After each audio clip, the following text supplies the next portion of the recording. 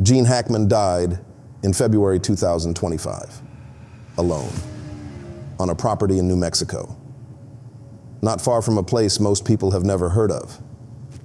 Weeks passed before anyone even noticed. What if everything they told you about how he was found was only the surface? What if the truth wasn't buried on an island, but hidden somewhere no one thought to look? And what if the people who found it were never supposed to? I was there. I wasn't supposed to see it. Not the tunnel, not the walls that moved when you stared too long, not the memories that didn't feel like memories at all, and definitely not what was standing at the other end, waiting. The silence out there isn't natural. It presses against you like something breathing. They've spent years talking about the island, but nobody ever asked about his ranch.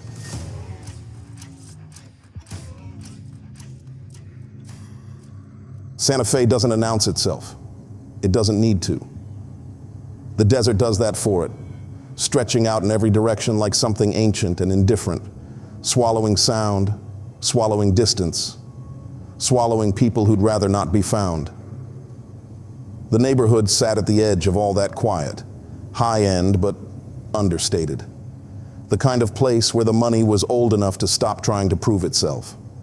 Long driveways disappeared behind adobe walls. Iron gates sat slightly open, not because the residents were welcoming, but because they'd long stopped worrying about who might wander in. Out here, the isolation was the security. I'd moved to the area 2 years prior. Nothing dramatic, just a slower life, cleaner air, the kind of reset you tell yourself you deserve after enough years of noise. I rented a small property about a quarter-mile down the road from an estate I'd later learn belonged to Gene Hackman. At the time, I didn't know that. I just knew it was large, quiet, and that whoever lived there kept to themselves in a way that felt almost disciplined. The first time I saw them, I almost didn't register it. A man and a woman, older, moving slowly down the road in the early morning before the heat had fully committed to the day. He was tall, still carrying the frame of someone who had once been physically imposing, even if time had softened the edges. She walked beside him with the kind of ease that only comes from decades of knowing someone. No phones, no earbuds, just the two of them and the sound of gravel under their shoes. I nodded. He nodded back. That was it. But it happened again the next morning, and the morning after that. After a while, it became part of the rhythm of the place. The sun would crest the ridge. The air would carry that particular desert smell, dry and faintly mineral, like the earth was exhaling. And somewhere down the road, those two figures would appear, unhurried, consistent, peaceful in a way that felt almost deliberate, like they were protecting it. I didn't know his name for the first few weeks. A neighbor mentioned it casually one afternoon, the way you'd reference a landmark. "Oh, that's Gene Hackman's place." Said it like I should already know, then moved on. I didn't make a thing of it. Out here, people's pasts were their own business. That was the whole point of being here. So the walks continued. The nods continued. Occasionally a few words about the weather, the road conditions. Nothing that required remembering. It was the kind of neighborly contact that exists purely to confirm that everyone is fine and no one needs anything. Comfortable, unremarkable. Then she stopped appearing. I noticed it the way you notice a sound that's been present so long, its absence feels louder than the thing itself. One morning, just him. I didn't think much of it. Maybe she was unwell. Maybe she'd traveled somewhere. The next morning, just him again. And the morning after that. He still walked. Same time, same route, same slow and steady pace. But something had shifted in the quality of his movement. It's difficult to describe without sounding like I was watching too closely. I wasn't. But there's a difference between someone walking alone by choice and someone walking alone because the alternative is standing still. He had the look of the latter. Weeks passed. The walks became shorter. He'd make it to the bend in the road, and then turn back earlier than before. Some mornings he'd stop entirely, standing in the middle of the road for a moment that stretched just long enough to notice, before continuing. I told myself it was age. I told myself it was none of my business. But I kept watching, because something about it pulled at the part of the brain that recognizes wrongness before it can name it. The morning it happened, the light was still low and pale, the kind that makes everything look slightly unreal. I was further down the road than usual. I'd gone out early to check on a fence line after a windstorm the night before.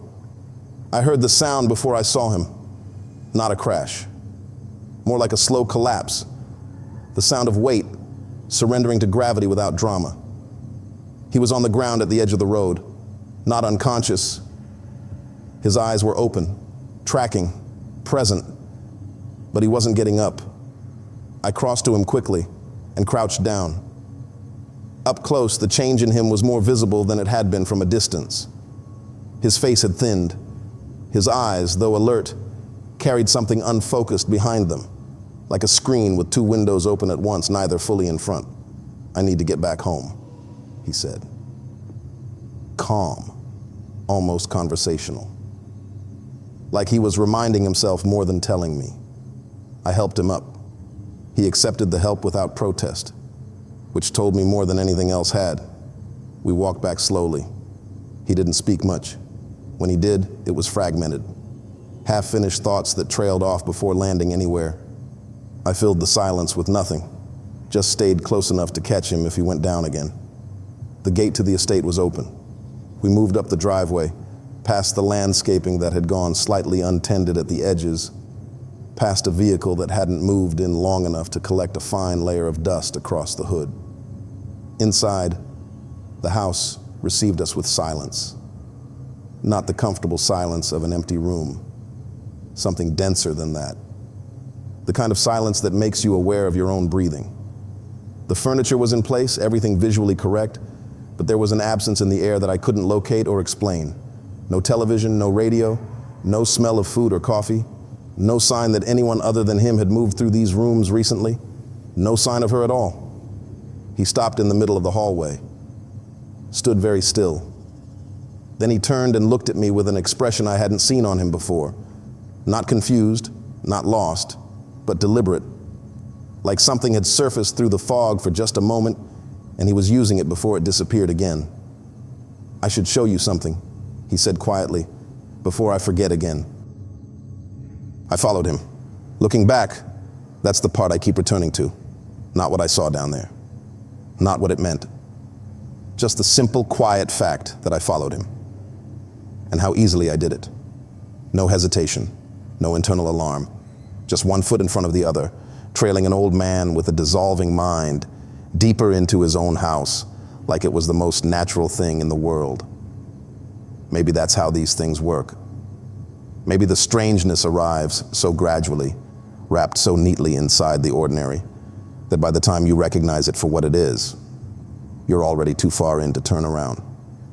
He led me through the hallway, past the library entrance, and then into the library. Floor-to-ceiling shelves, dark wood, the smell of old paper and something faintly metallic underneath it, like copper left in a drawer. He moved through the room without looking at the books, the way you move through a space you've stopped seeing. Muscle memory. His hand found the edge of a particular shelf, third from the left, second panel from the bottom, and pressed. The panel released with a sound like a held breath finally let go. Cold air hit me immediately, not the cool of air conditioning. Something older than that. Something that had been sitting undisturbed long enough to develop its own temperature, its own weight. It pressed against my face like a hand. The staircase descended into darkness. He started down without a word. I stood at the threshold for a moment, long enough to register that I was making a choice. And then I followed. The stairs were modern at first, poured concrete, clean edges, a single LED strip running along the base of the left wall, providing just enough light to move by. It felt like a panic room extension, the kind of thing wealthy people build into desert properties and never mention. Practical, explainable. But the stairs kept going, further than any panic room needed to go. And somewhere in that descent, the construction changed. The concrete gave way to older stone, irregular, dark, fitted together with a craftsmanship that belonged to a different era entirely. The LED strip ended. The light that replaced it came from somewhere I couldn't identify, a faint ambient glow that seemed to emanate from the walls themselves rather than any fixture. The air thickened. The metallic smell deepened, mixing now with something damp and organic, like soil after rain, but wrong. Too concentrated, too deliberate. The tunnel leveled out at the bottom of the stairs and stretched forward into the dark. He walked ahead of me at the same slow pace, unbothered, like a man returning to a room he'd left only minutes ago.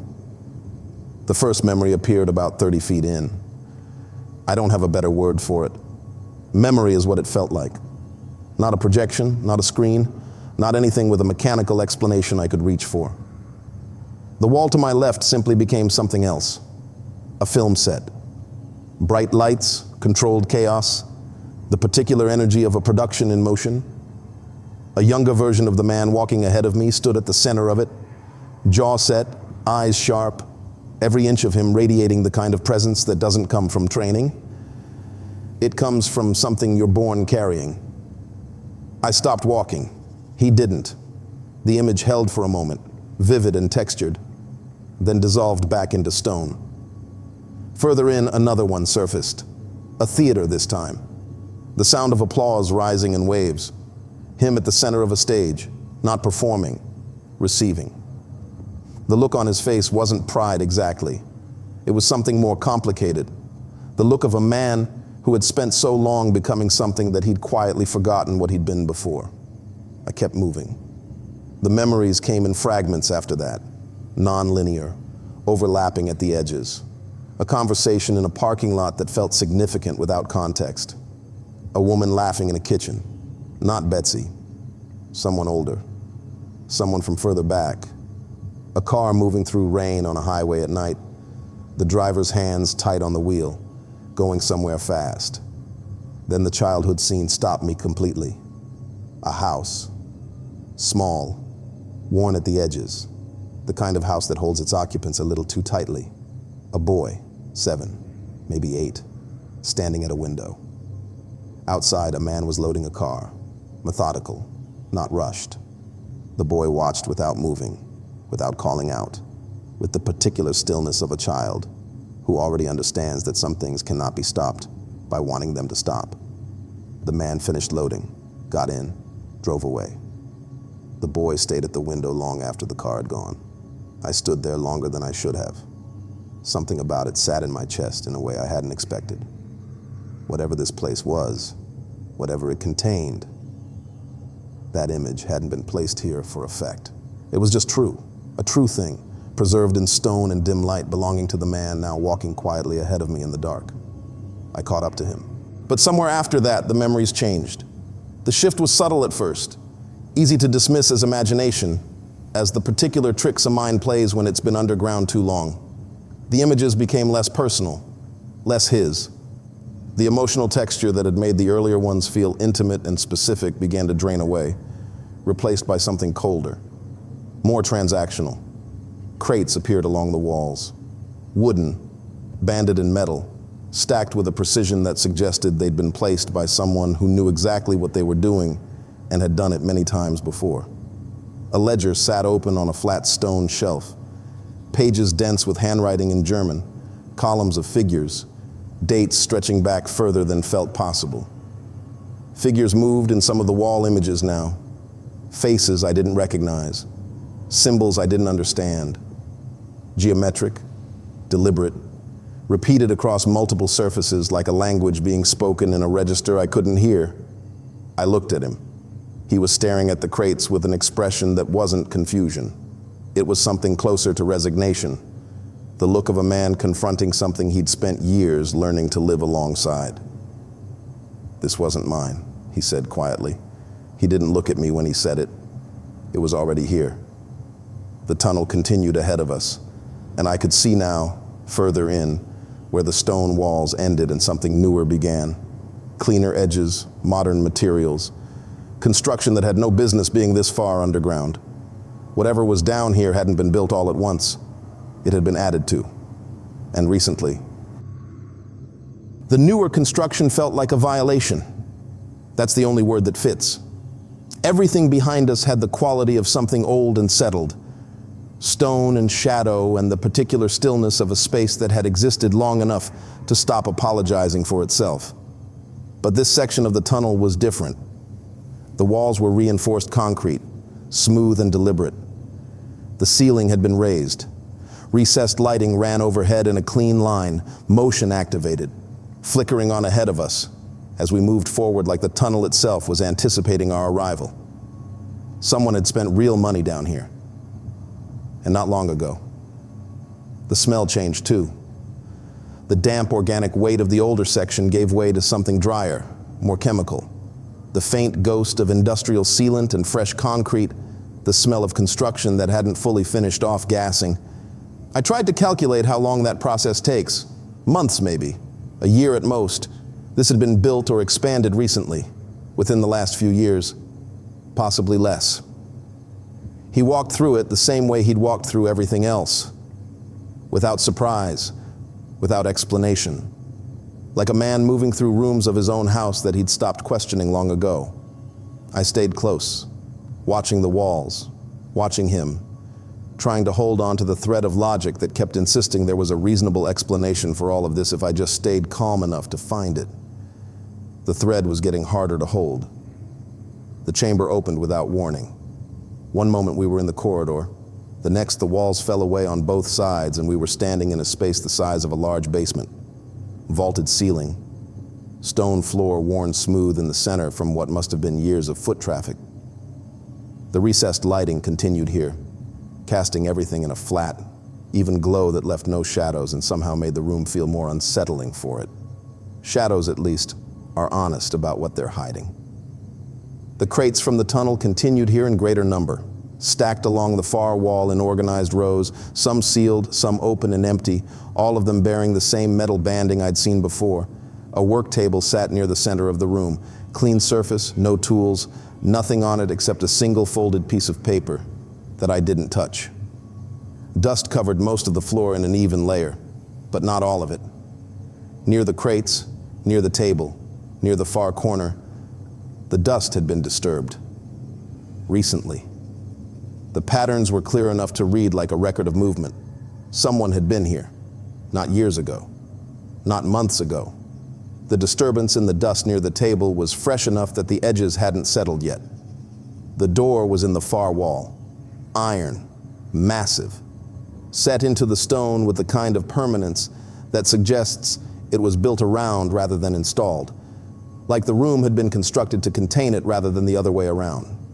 No visible hinges on this side, no handle, just a surface of dark, oxidized metal interrupted by a single vertical seam down the center and, at eye level, a narrow horizontal gap no wider than 2 fingers. I stood in front of it and felt the air. It was moving. Not much, barely perceptible, but coming through that gap with a steadiness that meant open space on the other side. Not a wall, not a sealed vault. Something continuous, something that connected to somewhere else. I leaned forward and looked through. Desert. Not the enclosed darkness I'd been bracing for. Desert, open, pale, stretching out under a sky that was just beginning to shift toward late afternoon. I could see structures in the distance, low buildings, utilitarian, the kind that don't announce their purpose. A fence line running parallel to something I couldn't fully make out. The landscape was flat and wide and achingly familiar, in the way that all high desert looks familiar. But the specific arrangement of it, the particular relationship between the structures and the terrain, pulled at something in the back of my mind. I'd seen images of a place that looked like this. I couldn't place it immediately. I filed it and kept looking. That's when I saw the figure, far out, 200 yards, maybe more, standing at the edge of one of the structures, where the shadow pooled deepest, not moving, not facing away, just present, in the way that a person is present when they've been standing somewhere long enough to become part of it. The distance made detail impossible. What I could read was posture, and the posture was one of complete stillness. The kind of stillness that isn't passive, the kind that watches. I pulled back from the gap. He was standing behind me when I turned, closer than I expected. His eyes were on the door, not on me. And the expression on his face was the most coherent it had been since we'd come down here. Focused, present, carrying the weight of something he'd decided to say. "There's a reason these places exist," he said. His voice was low, measured, the voice of a man choosing words carefully because he knows he may not get another chance to choose them. "They're not homes." He paused. "Let that land. They're access points, tunnels, networks, ways of moving things, and people without anyone watching, without anyone asking." I didn't speak. I understood in that moment that speaking would break something. "Protection," he continued. "Movement, reach. You think these people live where they live because they like the desert." He almost smiled. It didn't reach his eyes. "They're not who you think they are. None of them." He looked at the door again. "They're kept." The word landed differently than the others. Heavier, more specific, like it had a meaning beneath its surface, meaning that I wasn't fully equipped to excavate yet. I let the silence hold for a moment. Then I asked the only question I'd been carrying since we walked through the front door of that house. "Where's your wife?"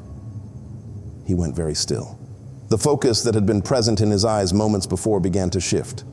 Not all at once, not dramatically, but with the slow and terrible quality of a light source losing power. The coherence that had surfaced long enough to bring us here, long enough to say what needed to be said, was receding back into the fog. He looked at me, and I watched him forget who I was. Not confusion, not searching, just gone. The connection between us, thin as it had been, severed cleanly. He looked at me the way you look at a stranger who has wandered into a room you thought was private. His mouth opened slightly, closed. He turned and looked at the door again, as if I wasn't there at all. The silence that followed his forgetting was different from the silence of the tunnel. It was the silence of a door slamming shut in a dark room. Gene looked at me, then through me. His eyes were vacant, the sharp cinematic authority he'd held moments ago dissolving into the frail confusion of a 90-year-old man lost in his own basement. He didn't ask who I was. He didn't ask why we were standing in front of a reinforced iron door in a concrete vault. He simply turned and began to wander back toward the stone stairs, his hand trailing along the wall as if feeling for a pulse that was no longer there. Somewhere, deep in the upper levels of the house, a dog began to bark, a frantic rhythmic sound that echoed down the shaft, hollow and lonely. I didn't follow him immediately. I stayed by the door, my eye pressed to the gap one last time. The figure in the distance hadn't moved. It was still there, a dark vertical line against the pale desert floor, watching the house, watching me. I felt a coldness settle into my marrow that had nothing to do with the underground air. I turned and ran. I didn't stop until I was back in the library, the hidden panel clicking shut behind me with a finality that felt like a sentence being passed. I let myself out of the front door. The desert air outside was hot, dry, and indifferent. I walked back to my house, my heart hammering against my ribs, and I didn't look back. Not once. 3 days later, the silence of the neighborhood was broken by sirens. I watched from my porch as the black and whites pulled up the long driveway, then the ambulance, then the coroner's van. I knew before the news reports hit. I knew before the neighbors started whispering at the mailboxes. Gene Hackman was dead. Natural causes, they said. A quiet end for a man who had lived a loud life. But the detail that made the local papers, the one that made my skin crawl, was Betsy. They found her in a bedroom that had been sealed from the outside. She had been dead for weeks. Long before the morning Gene fell in the road, long before he led me into the dark, detectives came to my door a day later.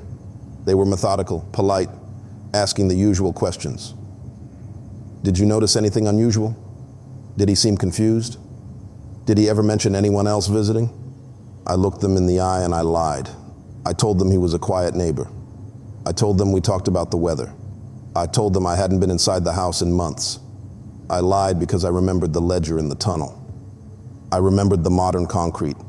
I remembered the figure standing in the shadow of the ranch, waiting for a door to open. That tunnel didn't end at his house, and it didn't start there either. When I look at the map now, I don't see estates or celebrity homes. I see a circuit board, a map of veins running beneath the sand, connecting the powerful to the protected, the kept to the keepers. Everyone keeps asking what's buried out there in the desert. They're looking for bones. They're looking for secrets, but nobody's asking who's still using the tunnels to get around them, and nobody's asking who's standing at the other end of the door waiting for the next person to forget. I'm leaving Santa Fe next week, but I know I'm not the only one who's seen these access points.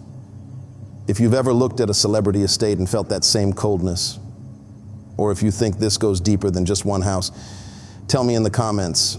I need to know I'm not the only one watching. And if you want to see where the next tunnel leads, subscribe, because this isn't the only place like that, not by a long shot.